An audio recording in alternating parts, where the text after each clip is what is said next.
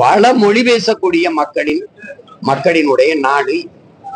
அந்த எல்லா மக்களினுடைய மொழிவழி தேசியர்களுக்கு முன்னுரிமை கொடுக்கும். ஆனால் அம்பேத்கர் அரசியல் சாசனத்தை வகுக்கும் போது இதுக்கு முன்னாடி இது இருந்ததில்லை, நாம உருவாக்குறோம்.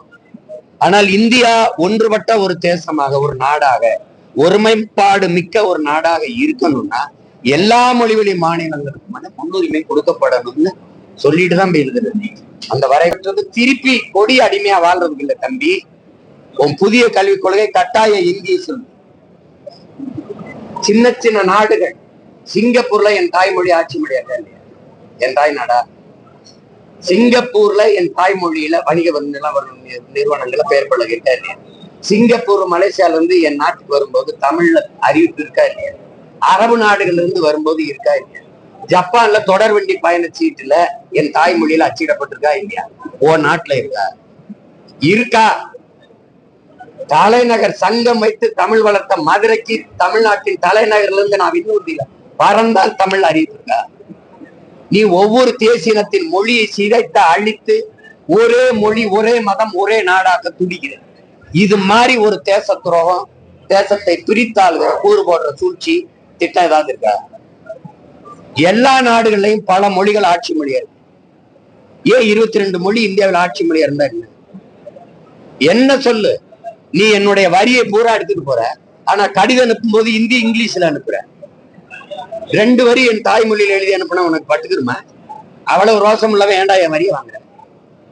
ஏன் வரி வாங்குற நீ? ஏன் வாங்குற? ஒரே மொழிங்கிற இந்தி எப்ப வந்தது சொல்லு? நான் எப்ப வந்தேன்? நான் உலக மொழிகளின் மூத்த மொழி. அத நாட்டின் பிரதமரே சொல்றாரு, உலக மொழிகளின் மூத்த மொழி தமிழ் என் நாட்டில் இருக்கிறது பெருமை. இந்திய மொழிகளின் தொன்மையை தமிழிலிருந்து அறியலாம். நான் சொல்லல தம்பி, முதன்மை அமைச்சர் ஐயா மோடி அவர்களே சொல்றாரு. அந்த மொழிக்கான முன்னுரிமை என்ன? நான் 50,000 ஆண்டுகளுக்கு மூத்தவர். உலக மொழி ஆய்வறிஞர்கள் எல்லாம் சொல்லிட்டான். நீ 500 ஆண்டுகளையே தொடல.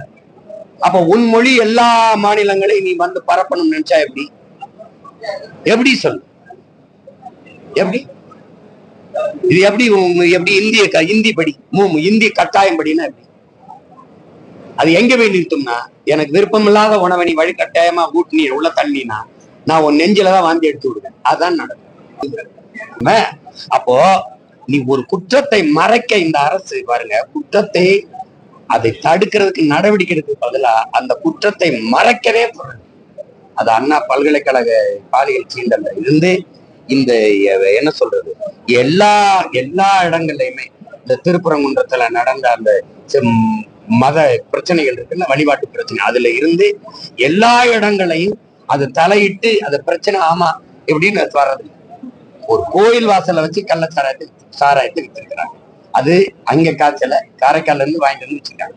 படிக்கிற பிள்ளைகள் அதை தடுக்க போகும்போது கொலை செய்யற அளவுக்கு வருதுன்னா பார்த்து, இது அந்த பகுதியில் இருக்கிற காவல்துறை அதிகாரம் மற்ற அதிகாரங்களுக்கு தெரியாம இது நடக்குதான். பல முறை சிறைக்கு போக வெளியில வர, சிறைக்கு போக வெளியில வர, மறுபடியும் விற்க, அது தொடர்ச்சியா நடக்குதுன்னா அதிகாரம் அதுக்கு உதவியா இருக்குன்னு அர்த்தம். 2 பிள்ளைகளை, வளர்ற பிள்ளைகளை, படிச்சுட்டு இருக்க பிள்ளைகளை வெட்டி கொண்டிருக்காங்கன்னா அப்ப எவ்வளவு தூரம் அது அது அது குறையோடி போன குற்ற இதா இருக்குன்னு. இந்த பாட்டு எழுதி புகழ் பெறுவர் ஒருவர், அதுல குற்றம் கண்டுபிடித்து புகழ் பெறுவர். இப்ப நீங்க பேசுறீங்கன்னா அவர் யாருன்னு உங்களுக்கு தெரியுமா? யாருன்னு தெரியுமா? தெரியல. இப்ப ஏன் அவர் பேசுறீங்கன்னா, என் மேல இப்படி வழக்க போட்டதுனால ஒரு கவனத்தை இழுத்து நானும் ஒரு ஆள். இது ஒரு நோய் சமூகத்துல, இது ஒரு நோய். சீமான திட்டுவது, சீமான பத்தி பேசினா 4 பேர் கவனிக்கிறான், 4 பேர் பேசுறான். இப்ப பல பேருக்கு படியிலக்கிற மகாராஜாவே ஊர்ல இந்த காங்கேயம் பகுதியில தெருநாய் வெறிநாயா மாறி வேளாண் குடிமக்கள் கால்நடை வளர்ப்புங்கிறது அவங்களுக்கு ஒரு